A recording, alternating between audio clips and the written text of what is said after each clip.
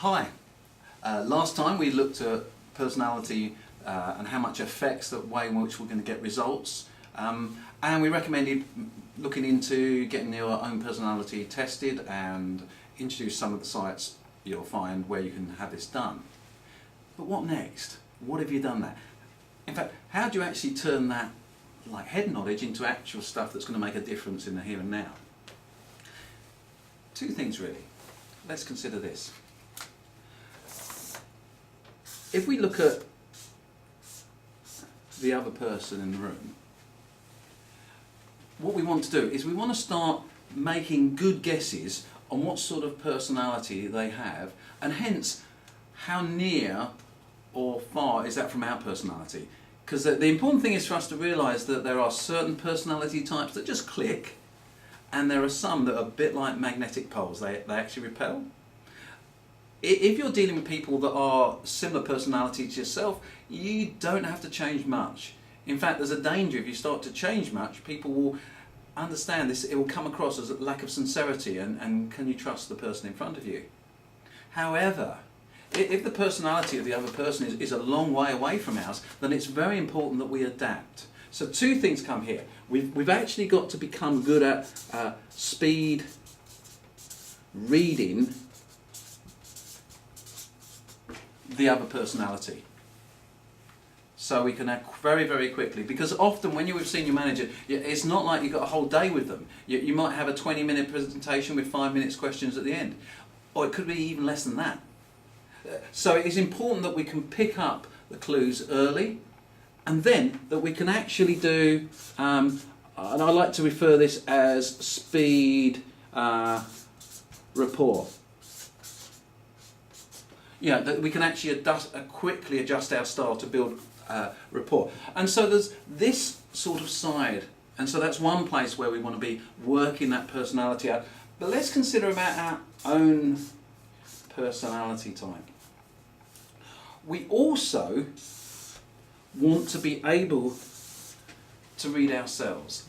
That's a funny expression really, but what we want to do is we want to start to know ourselves. In particular, we want to know the signals that we start giving off when we're under stress.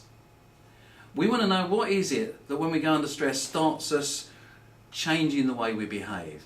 Because it's often referred to that the times when we want to be our best because of stress are the times when we do our worst.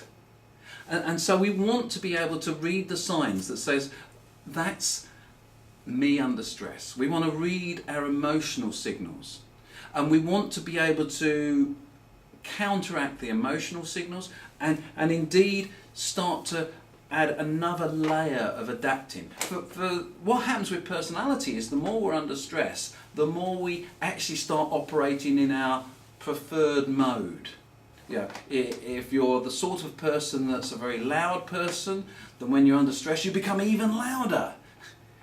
If you're the sort of person that likes to have things organised, then when you're under stress you want it even more organised. So stress, if you like, acts as a magnifier to our personality type. So it's very important that we can actually, if you like, we can speed read our emotions. We can actually realise when we're going to be flipping to that mode. It's another way of looking at this. We want to be able to change from being controlled by our emotions and what's going on to become more of an observer. If you like, we're more like the scientist looking at an experiment. We're no longer tied into our emotions.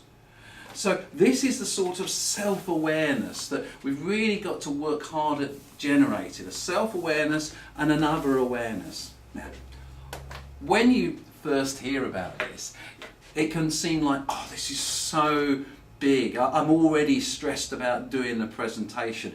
How can you expect me to learn about all this other stuff? Surely I'll become more stressed and it will go worse. Well, actually these are skills that you can put into place every day of your life. It's a bit like doing exercise. It's a bit like changing to a healthy diet. If we learn to become self-aware in all of our interactions, if we learn to become how to be other aware in all interactions, then it's not going to be that big moment when suddenly you have to put it in place. Put it another way, it's a bit like the two approaches on getting an interview. You can either try and cram the night before, to be good at all the subjects, or you can be the sort of person that has, week by week, has read the right articles in the newspaper. If you like, they don't have to do the same sort of cramming because they've already become that sort of person. And the same way with self-awareness. If we're already doing it bit by bit, day by day, then it will be a natural to apply it in the situations when we're dealing with executives. Hope you've enjoyed that. Hope there's some things there that you can take on board. But start today. Start to become more aware of yourself, your personality, and the personalities of others. And we'll see you back soon.